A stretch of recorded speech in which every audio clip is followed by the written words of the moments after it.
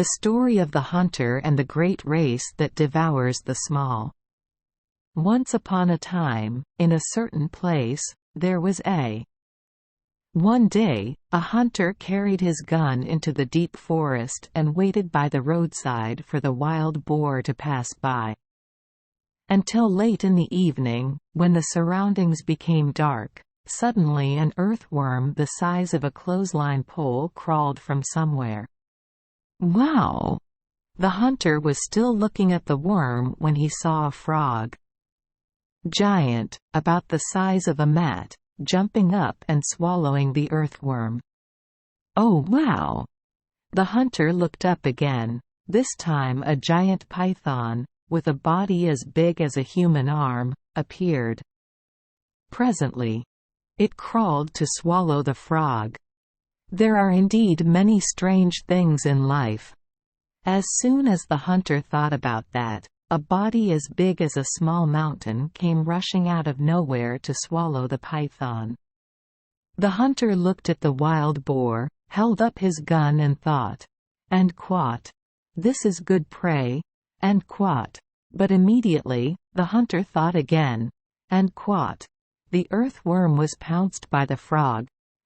The frog was swallowed by the python eaten by wild boar. They eat each other like and quat. Big fish swallow small fish and quat.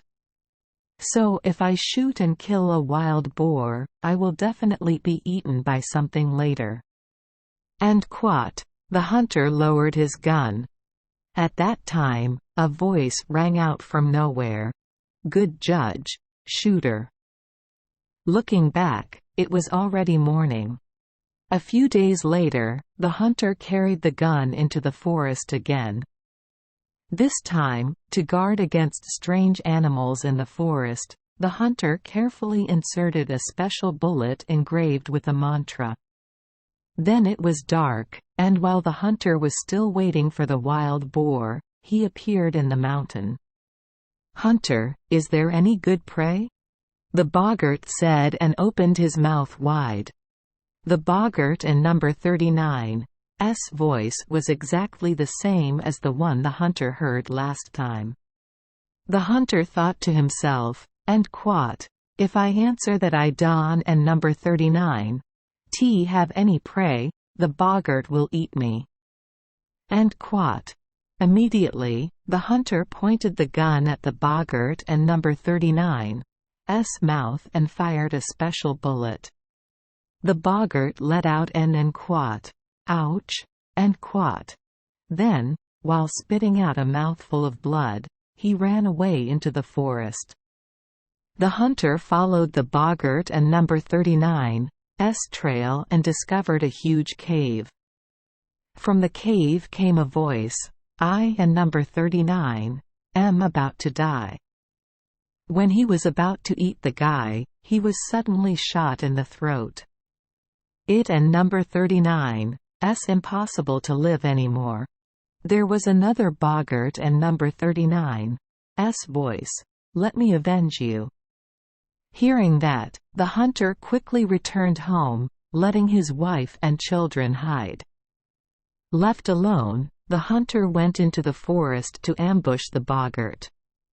Not long after, a beautiful girl appeared and said, "Please accept me as your wife."